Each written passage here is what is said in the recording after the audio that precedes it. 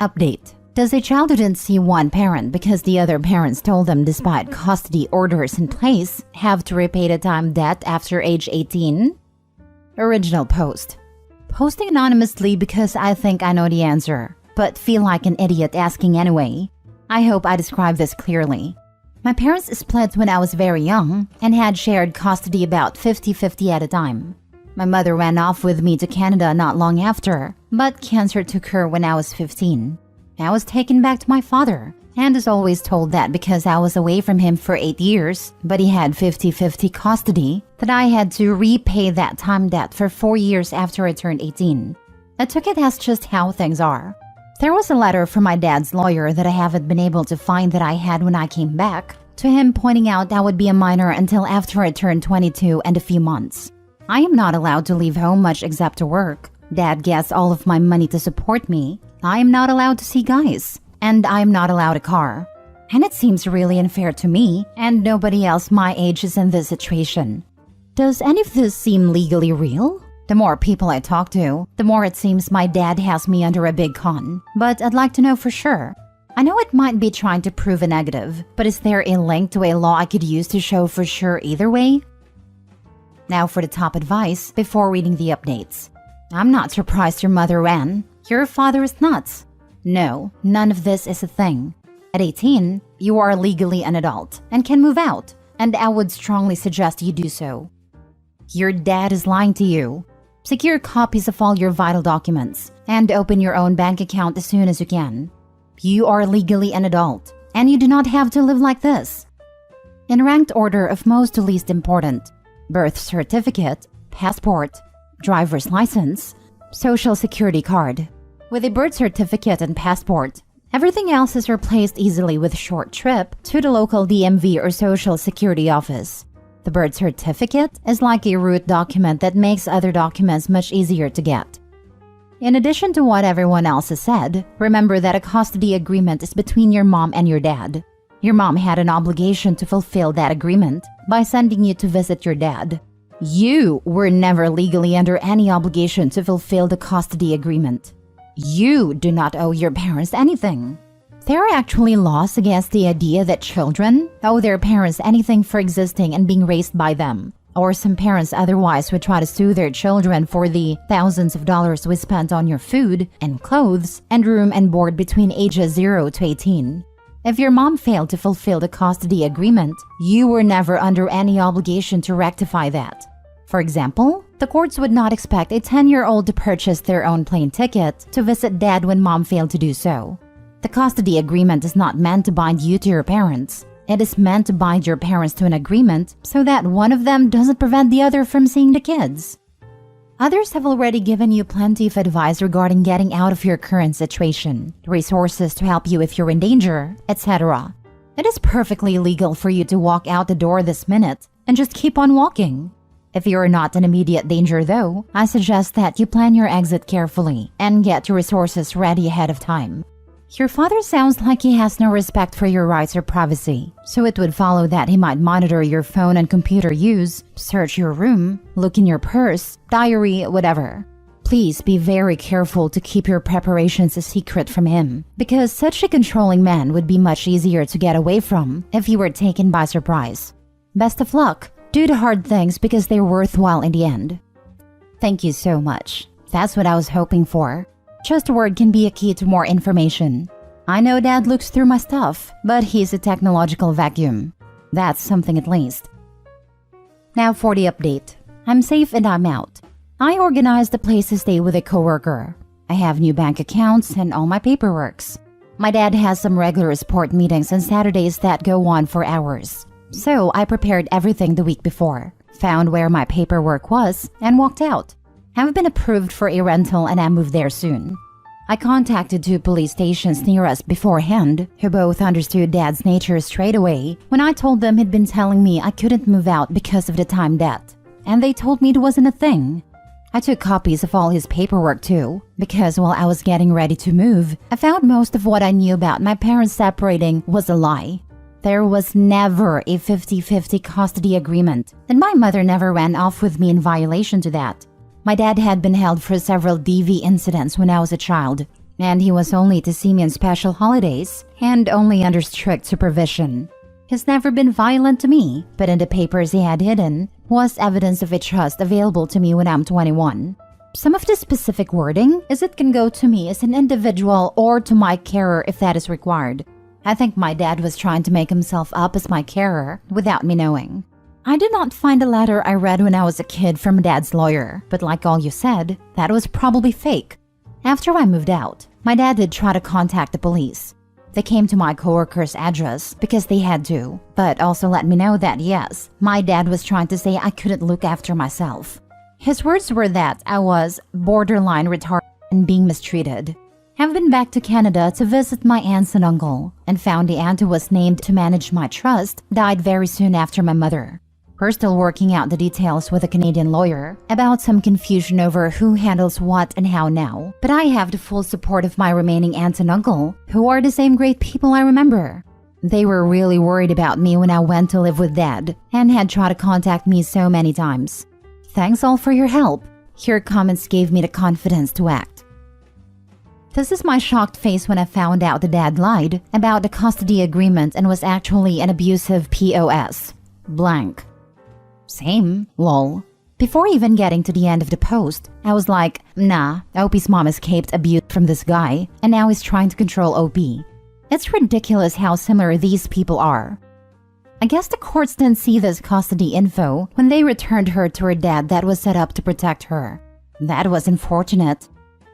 Custody is pretty irrelevant once one parent is dead. Unless there was a restraining order or such, they'd automatically return her to the surviving parent. Especially as there seems to be no history of child abuse, just spousal. That's one of the reasons why I'm paranoid about my own safety. If anything happens to me, I'm afraid of what would happen to my kid.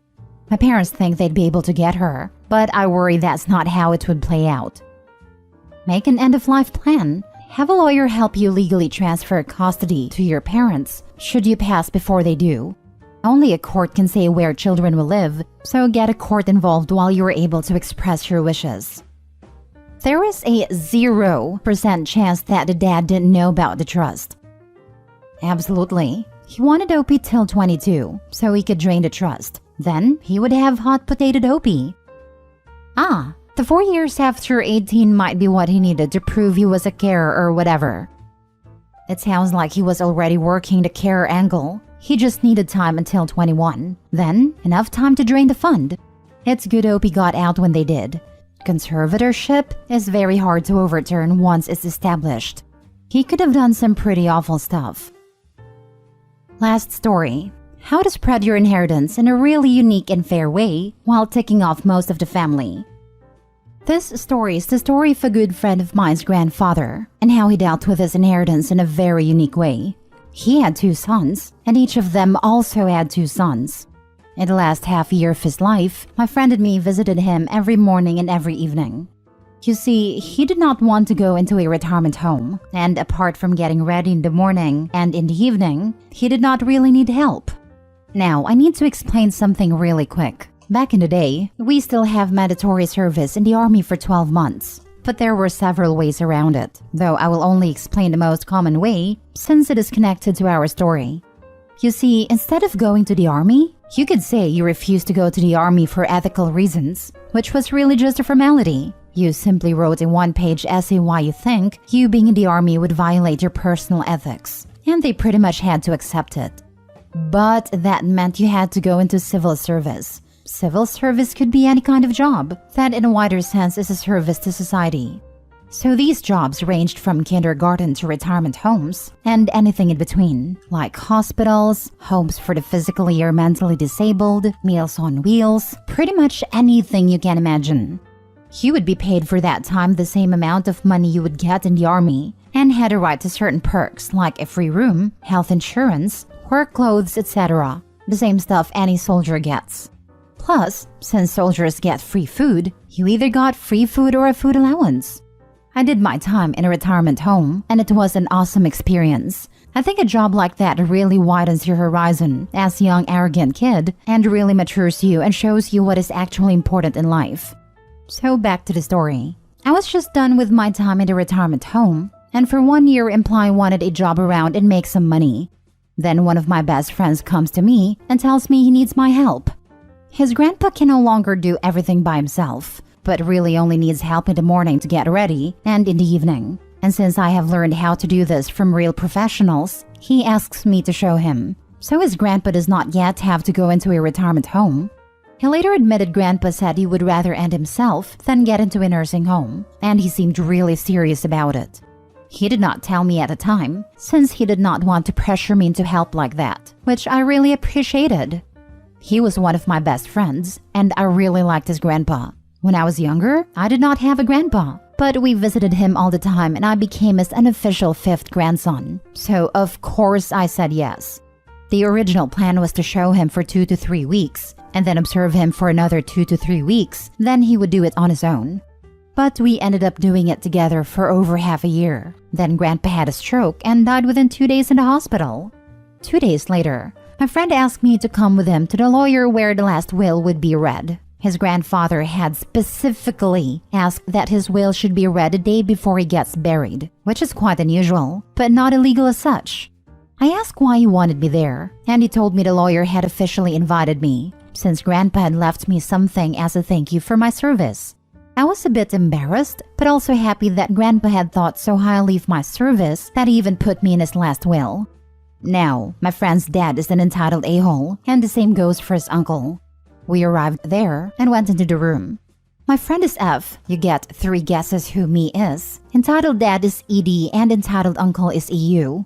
Entitled dad to me. Why the hell are you here? I know dad called you in jest his 5th grandkid, but this is for real family. Entitled uncle. I bet the gold digger hoped he would get some money in the will. Me. I was asked to be here by the lawyer. Take it up with him. I have no idea why I'm here. Entitled dad. If you pulled something to get to his money, I will sue you so hard, even your kids will still need lawyers. Friend, show some respect and stop shouting. I know you two did not really care about your dad, but show at least a minimum of respect. Entitled uncle. How dare you talk like that to your elders, you little turd? Friend, you two get exactly as much respect from me as you showed your own father. None. He really shouted the last word, and it finally shut the two up. We sat down and still had to wait for the other 2 grandkids to arrive. The 2 sat right behind us, and what they talked about really made my blood boil. Apparently, they had both gotten new cars, new jewelry for the wives, and had planned a huge holiday. All that was paid for by credit, and they had planned to pay for it with the inheritance. None of them said even a word about missing him, or being sad that he died. Nothing. Only me, and money, money, money. They seemed to be in competition who could spend the inheritance faster the way they planned away the money. Then finally we were all there, and the lawyer read out a short letter from Grandpa. What I'll tell you here is a much shortened version, but the real thing was several pages. But it boils down to this. In recent years, I more and more realized that some people in my family cared a lot more about me than others. I am especially disappointed in my 2 sons, but I wanted to be really fair and not biased. So I came up with a point system. Letter/phone call, 1 point plus 1 extra if it is very long. Visit, 2 points per hour, plus 1 point per hour of travel to me and back. Helping me out with something, 3 points per hour. And this is the final result over the last 3 years of my life. Entitled dad, 8 points. Entitled uncle, 10 points. Entitled uncle's kid 1, 150 points. Entitled uncle's kid 2, 133 points. Friend's brother, 288 points. Friend, 7,341. Me, 5,883. My lawyer has already liquidated most of my assets except the house. Once it is sold, the money will be divided by the points, so we know what each point is worth, and then every person gets a share of the money according to his points. For about a minute, you could hear a pin drop. Then both entitled dad and entitled uncle started shouting at the same time that they knew we would have pulled something, and this will would never stand. Of course, they tried to sue entitled uncle, his kids, and entitled dad together. But they lost, and there was a secret clause in the will that if someone sues against the will, he loses a share of the inheritance. It took nearly 3 years until all the lawsuits were over, and I was blown away when we finally get the money. I am not naming a sum, but it was way more than I felt comfortable accepting. So I wanted to give at least some of it to the other 3 grandkids. But my friend finally convinced me to accept it, saying, "You cared for him when he needed you, without expecting anything for it, which makes you 10 times more his family than any of those losers. They got what they deserved." Now for the comments. Props to this grandpa and to you. You are a really caring person. Thanks, man. Well, in many ways, he really was my grandpa. I still remember fondly how he read stories for us as kids, or taught us fishing, and how he had self-made cookies in a special jar for us. We only got 1 per visit, and damn were they good. So when my friend asked me for help, it was never a question of if I would do it. It was the least I could do to help him avoid his biggest nightmare, the nursing home. It was not that much work, like 1.5 hours each day on average, but we stayed for much longer usually to keep him company. I really loved the old geezer, and he had so many interesting stories to tell of times I only know from history books, like going shopping with a suitcase full of money in the 20s during the hyperinflation in Germany. I had a few stories of my grandpa too. He died when I was 8, but I remember my dad telling me this one story about him. So, my grandpa served on a submarine repair boat in World War II. Never saw action, but apparently he was the only one with the guts to climb up the flagpole to hoist the flag on a ship every day while the boat was rocking with the waves. He also apparently served pineapple every day on the ship, and according to my dad and grandma, he never ate a pineapple again in his life. Oh yeah, he had a ton of war stories as well. In a way, he was lucky, since he was never on the Eastern Front, but he did see his fair share of action till he became a POW after D-Day. At the time, he had a small post about 10 kilometers from the Normandy beach, and the Allied forces really surprised the Germans with how quick they conquered the beaches and quite a bit inland. Great story, man. Extremely sorry for your loss, even if he isn't family by blood. Sometimes you chose your own relatives, and he was the grandpa I never had. I imagined the final scene from Gran Torino, where Clint Eastwood left his car to the kid from his neighbor, who was a better kid than his own grandchildren. Good on you, OP.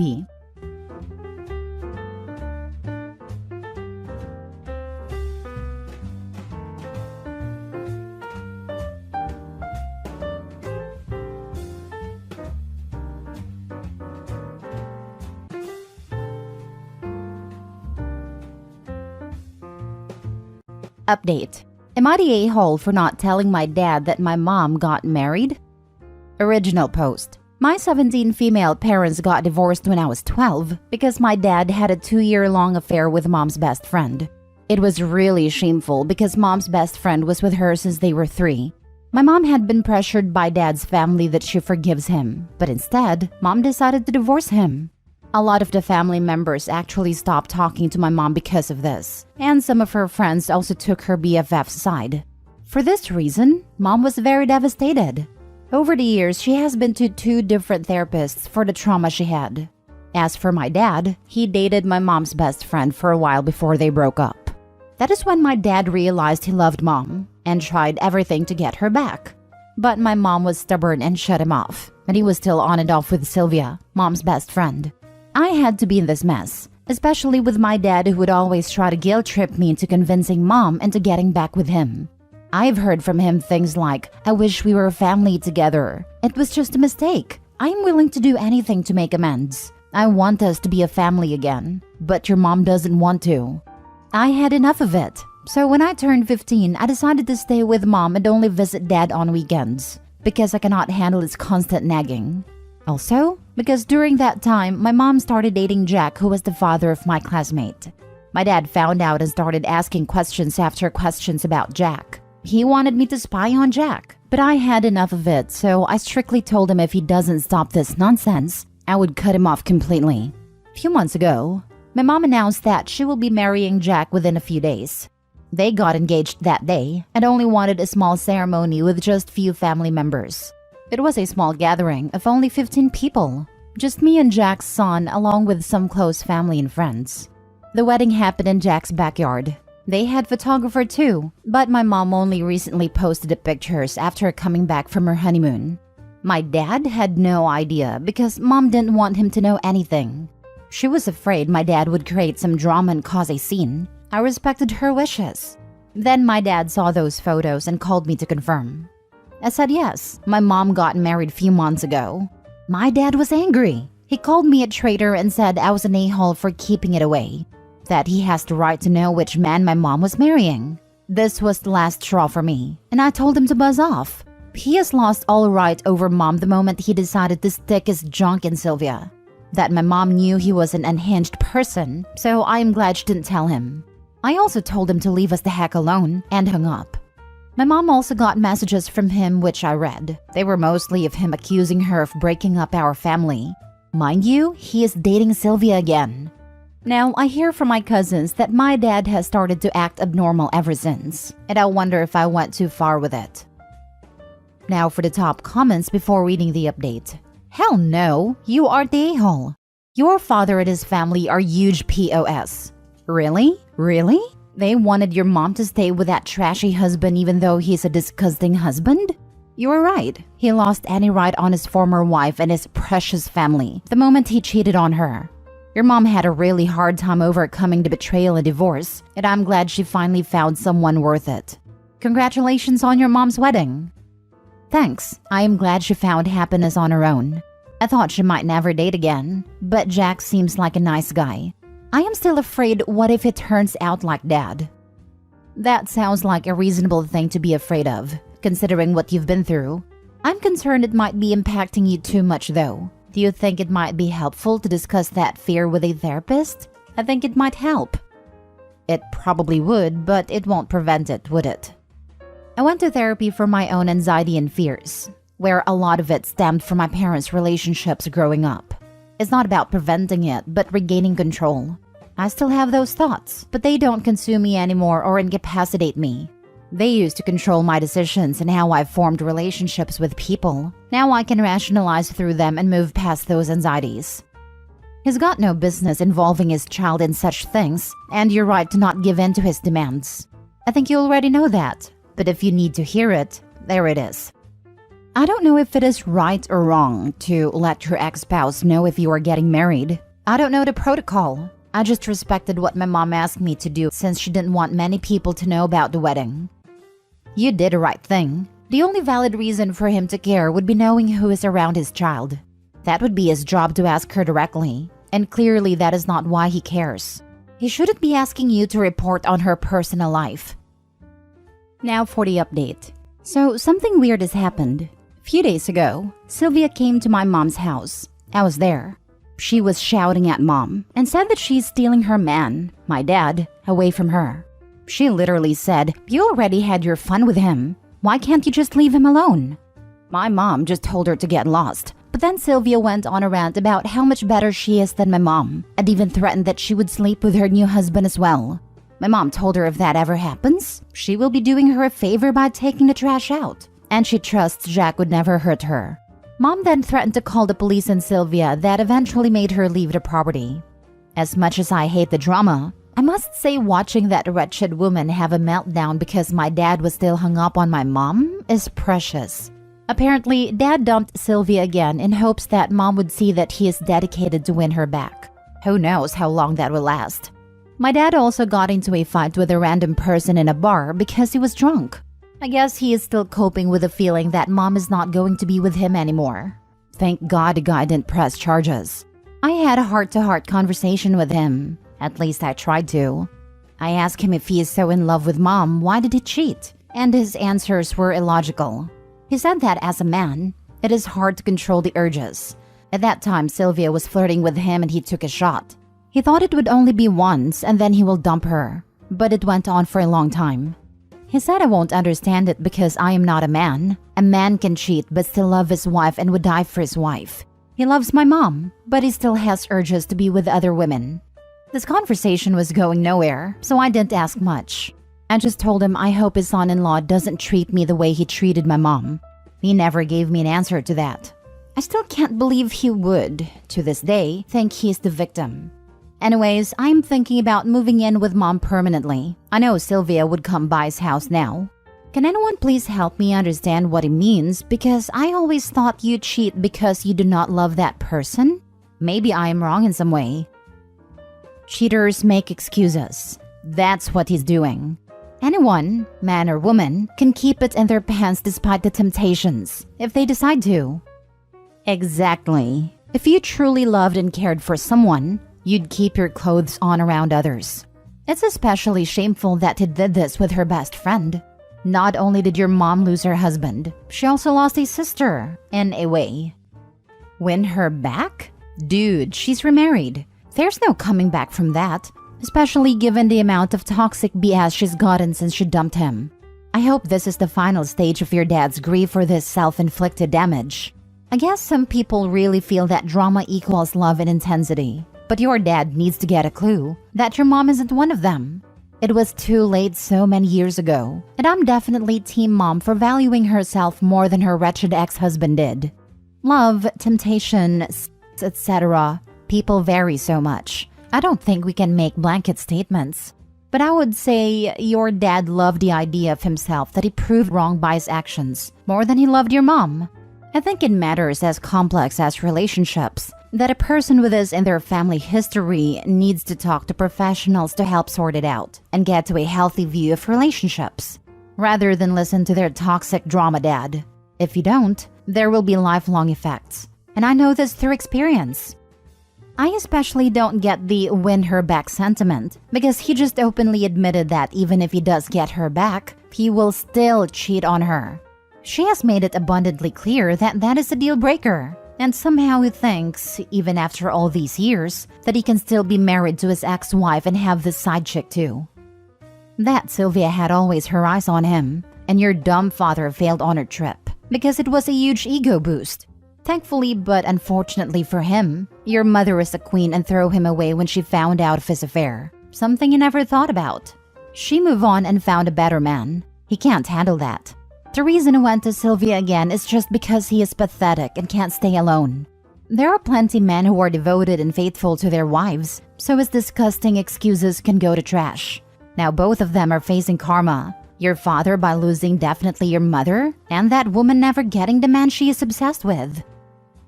Last story. Am I the a-hole for not letting my ex take our daughter and move in with her new boyfriend? I don't even know where to start. My ex and I co-parent a wonderful 9-year-old daughter. I am not my daughter's biological father. I found out she was not mine when she was 3. I left my ex but stayed in the life of my daughter because I was already dad and the bio father was not interested. We share 50-50 custody and have been able to co-parent effectively other than the last year. About 18 months ago, my ex got mad at me for having concerns about issues when she was parenting. I won't go into detail, but our ability to co-parent broke down. She took me to court and tried to force a DNA test and have my name removed from the birth certificate to where my daughter basically wouldn't have a dad. My daughter was 7.5 years old at this time, and I've been dad since before she was born. So I got an attorney, and long story short, it did not go well for her. At all. The hearing officer was disgusted by what she was attempting to do, as my daughter knew me as dad and we had an extremely close relationship. I'm a good dad, and I was able to prove it. So I basically got to dictate the terms of the parenting plan. My child support was drastically lowered from what I was paying, and I was allowed to claim my daughter every other year for Texas. After the parenting plan was put in place, we patched things up and got into a good rhythm of co-parenting like we once had. There was no more threatening to keep my daughter from me, and my ex respected me as a co-parent a lot more because she is terrified of going back to court again. I have proof of her drinking and driving one time with my daughter in the car, with voice recording of her admitting it, as well as a few other issues that have happened since going to court. Fast forward to a couple months ago, my ex meets a guy and starts spending a lot of time with him. From what my daughter and ex tell me, he is a pretty legit guy. I have no reason to have an issue with him. I hear nothing but positive stuff about him from my daughter. Well, after dating about 8 weeks, my ex tells me that she's going to move into his house about 1.5 hours away with my daughter. This would involve uprooting her from everything she's known, moving her farther away from me and having her change schools to a much more inferior school. My ex has a terrible track record with guys and has been in several harmful relationships. One of the men beat her so bad that he was one of my state's most wanted fugitives for what he did to her. But this was all before my daughter was born. He's my daughter's biological father. I told my ex that because the relationship has only been going on for 8 weeks, she was free to move in with him, but my daughter would not be joining them, and we would have to rethink the custody arrangement to where I have primary physical if they moved forward. My ex became irate and told me that her boyfriend, who she is very much in love with, is threatening to leave her if they don't move in together because of the distance between them. That was another red flag, that the relationship is so fragile that this could cause a breakup. I'm terrified that my ex is going to get herself in a position where she lives with this guy, and there'd be violence or fighting and she can't escape, and my daughter would witness all of this. Because that's the history my ex has with relationships. Every other relationship other than ours has had violence in it. I told my ex that she would renew her lease and I will renew mine. And a year from now, if they're still together and happy, I would be willing to move to that city as well to make it all easy for everyone and our daughter. And I would not contest my daughter living there. Part of me feels like I'm being inappropriate and controlling by basically dictating my ex's relationship terms. But the other part of me feels like my concerns are legitimate, and that my daughter's life should not be uprooted for a relationship that is only 8 weeks old, in its infancy.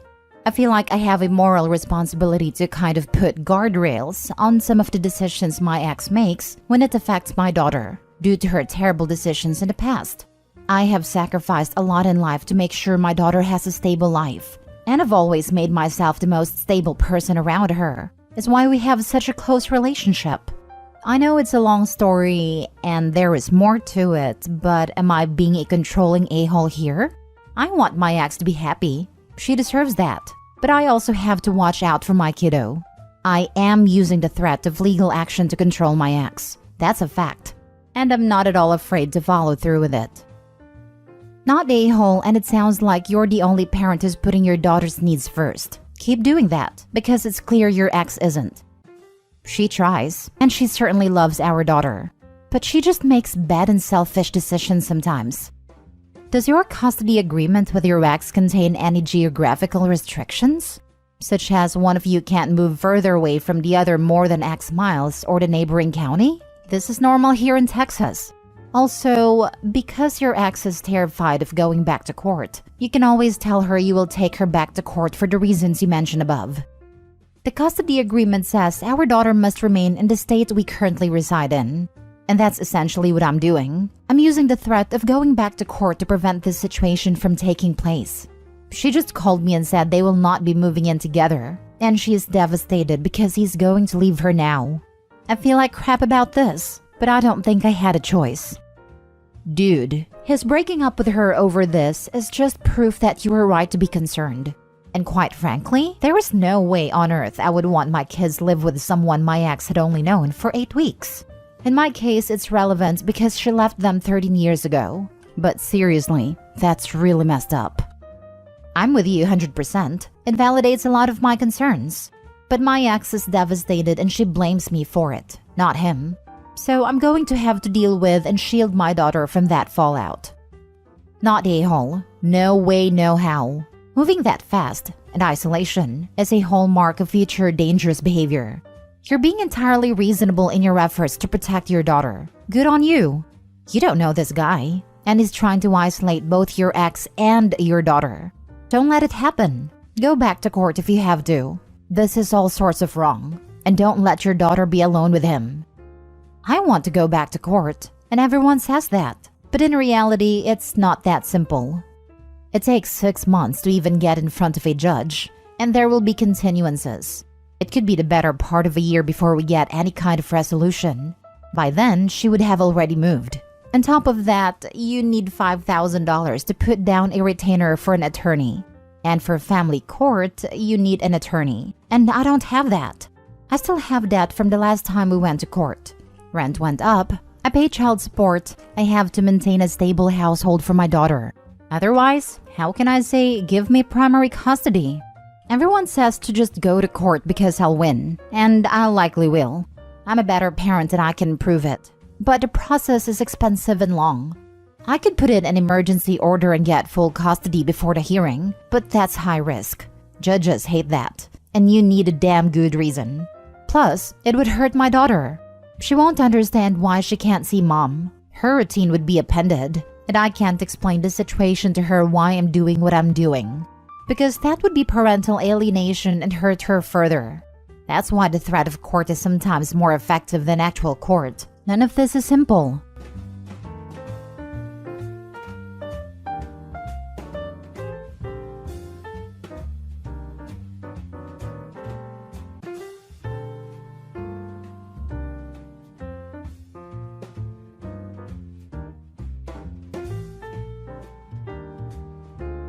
Update. Am I the a-hole for losing my temper at sister-in-law after she ruined the meal I made?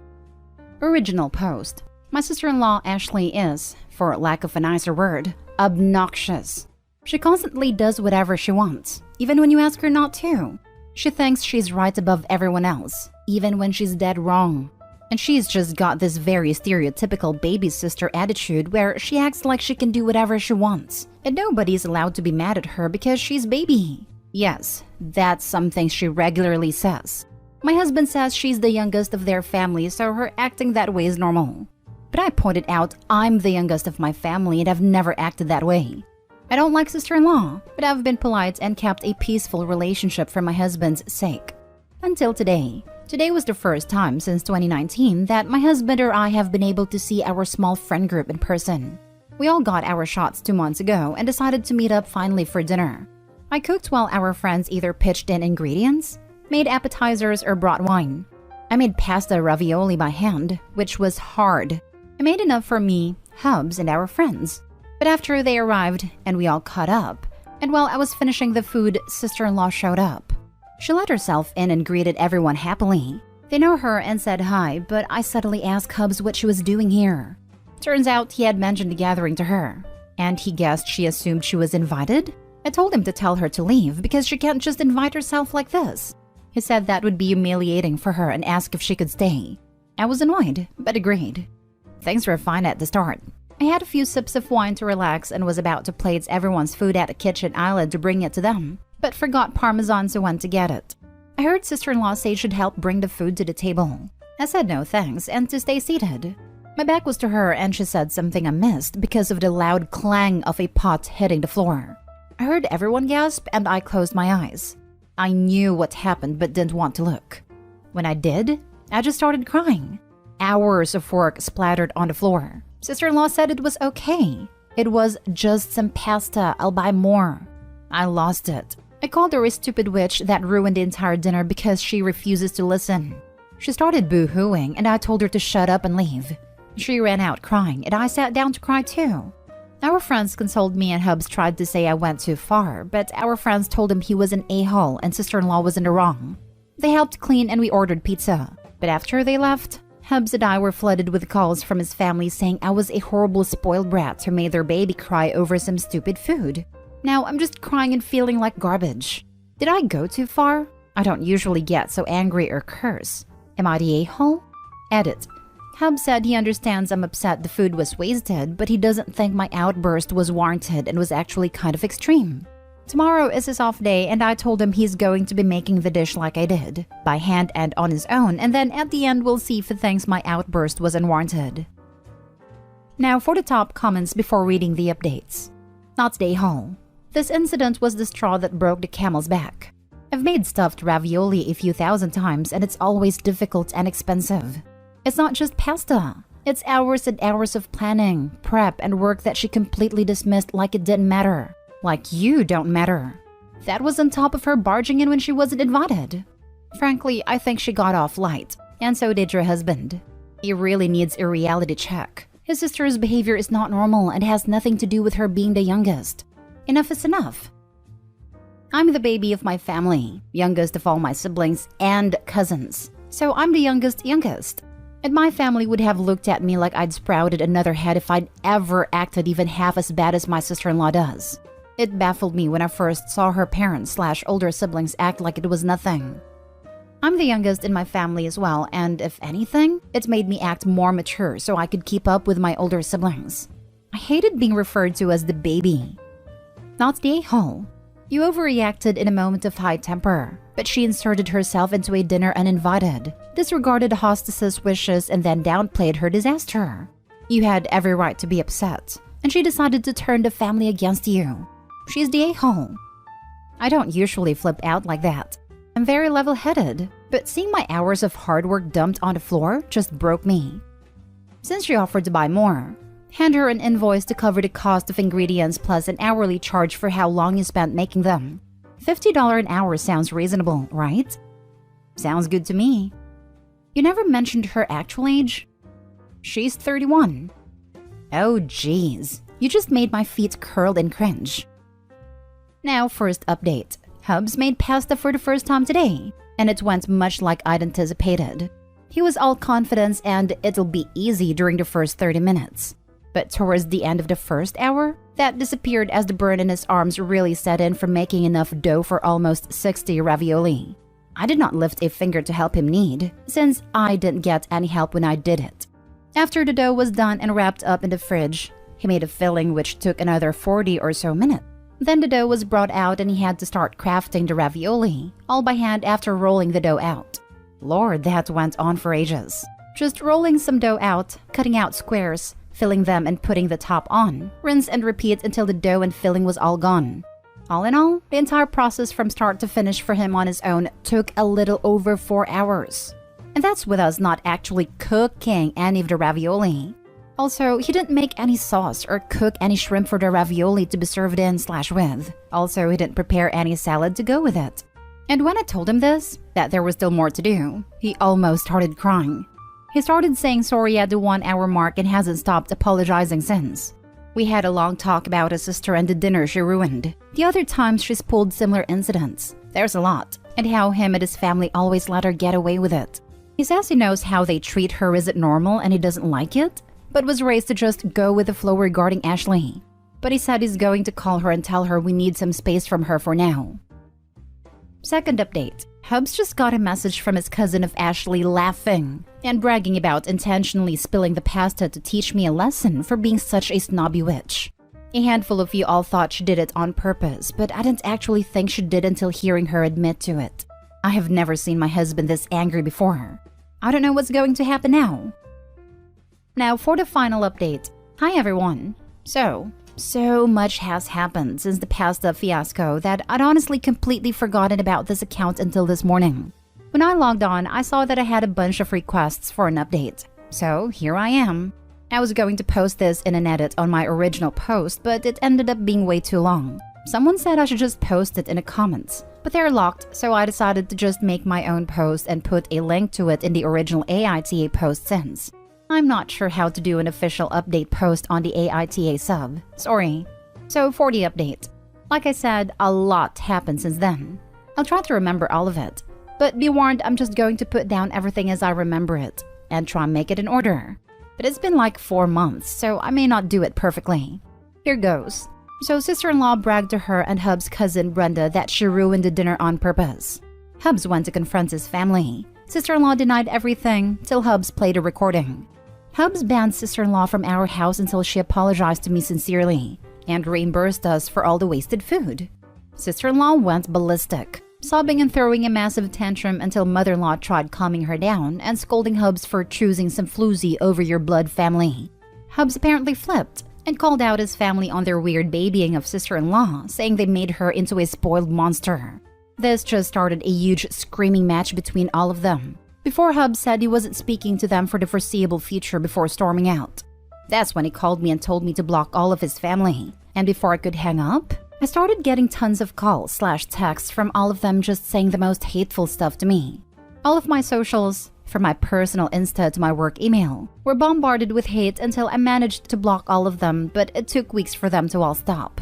The only people in Hub's family who weren't harassing us were his paternal grandparents, his maternal grandmother, a few of his cousins on both sides, and his paternal aunts/uncles. Actually, I think all of the hate was from his maternal side, though not all of them.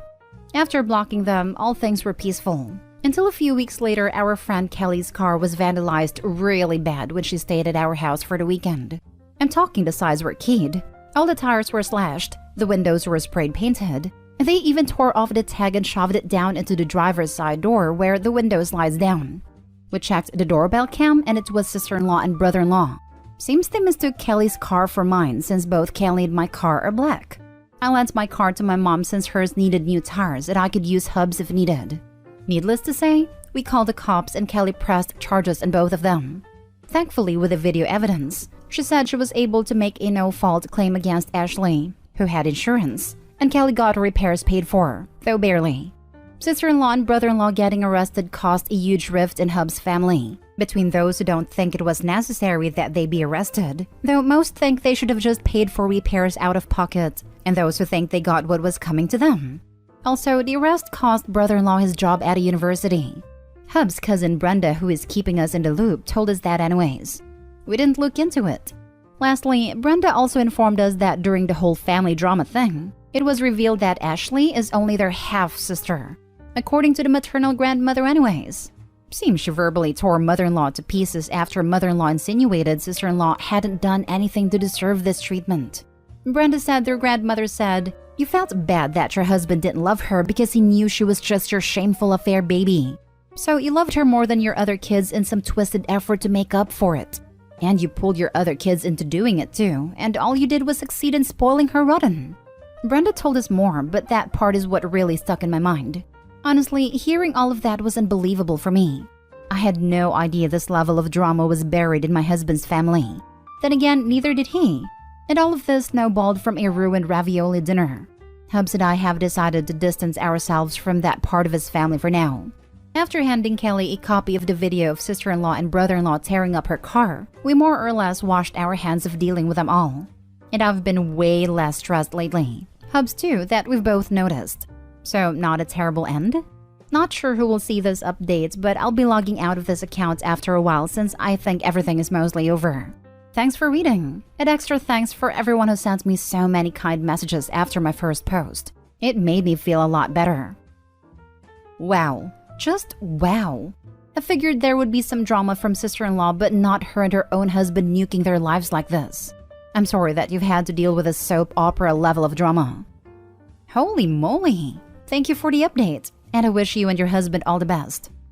Honestly, hearing all of that was unbelievable for me. I had no idea this level of drama was buried in my husband's family.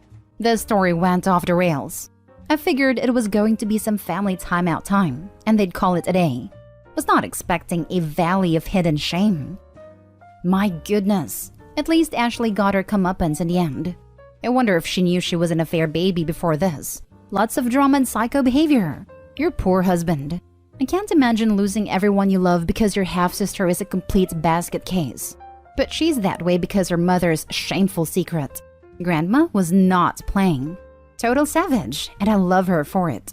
Thank God you had people who had your back. And amen for that doorbell camera footage. I can't believe she went that far because she was finally called out on her behavior. I wish you all the best and good luck with your future happiness. You rule. Now for the last story. Am I the a-hole for having my husband drive me back to shore when I wasn't allowed to fish? I-32 female rented a boat 2 weeks ago to go fishing. My husband suggested we celebrate his birthday at the same time, which is coming right up because he loves boating. I had no problem with it, but the whole rental was originally so I could fish. He invited our mutual friend Greg along, which was no big deal. But it soon turned into Greg driving everywhere and telling us to relax and have a few beers. He refused to sit on one spot for more than 10 to 15 minutes, so I wasn't able to fish at all. Every time I would have a line out for more than 5 minutes, he would ask if we were ready to move on to the next spot. At one point, even bringing us to a crowded sandbar beach where I obviously wasn't able to fish. Roughly 3 hours in, I asked if they could stop driving around so I could do some fishing, and he immediately stopped the boat. No questions asked. But it got really awkward after that. Greg making comments about how he wished he liked to fish, so he could understand the hype of sitting in one single spot while on a boat, because he can't stand it. Heavily sighing and pacing the boat, etc. I know for a fact he wasn't trying to be a prick. He truly just couldn't stand sitting in one spot so that I could fish. So my husband at this point was getting uncomfortable with how awkward Greg was unintentionally making things, and said, "Well, babe, are you about ready to move to the next spot?" At this point, I just asked them to bring me back to shore. Both of them started protesting and apologizing, saying it was fine and we could stay there longer. But at this point, I was so over the entire trip because I didn't get to fish more than 25 minutes at this point. They bring me back to shore. still apologizing and Greg saying he was sorry for ruining my fishing trip. And I just said it was fine and walked off to my car without saying another word to them. Well, after my husband got home, he was really quiet. And when I asked why, he said that it was a bummer that I chose to leave instead of just enjoying the boat for what it was. He said he understands my frustrations, but he couldn't understand why I took it to a level of ruining my entire day and leaving him on a boat that was meant for us. Greg paid me half of the cost I spent to make up for it too. So now I'm wondering if I'm really in the wrong considering the whole point of me getting the boat was to go fishing. Am I the a-hole? Edited to add, both Greg and my husband knew I rented a boat to fish. My husband even brought his fishing pole but didn't end up using it. Now for the top comments. Not the a-hole. Inviting Greg defeated the entire purpose. Lesson learned, I hope. The boat wasn't for the us he mentioned because Greg was also there. I would understand if it were two couples, but a married couple plus husband's friend is just strange and awkward. Plus, he hijacked your fishing trip. He could have said, or asked, to just enjoy this weekend with him during his birthday and go fishing another time. Edit, he had his fishing pole with him, so he knows how fishing works. He just wanted to get drunk on a boat. It doesn't have to be awkward. My significant other and I have been together for 16 years. We've done camping trips, mini vacays, or day trips with one extra person many times. It's only awkward if you make it awkward. We make a point to be welcoming and chill. That being said, Greg took over the trip, which is rude since he was invited along and didn't take part in planning. If either OP or her hubby knew Greg was going to want to drive around the whole time, maybe he wouldn't have gotten an invite. Also, if I rented a boat, I'd be the only one driving. I wouldn't be risking anyone being dumb and costing me big bucks paying for damages. So if Greg just took over driving and asked, he's doubly the a-hole. Not the a-hole. You wanted to fish and rented a boat. You weren't able to fish. Letting Greg do the day the way he wanted to do it was a mistake. He was your guest and should have behaved like one. Also, if Greg doesn't like to fish, then he should have declined the invitation.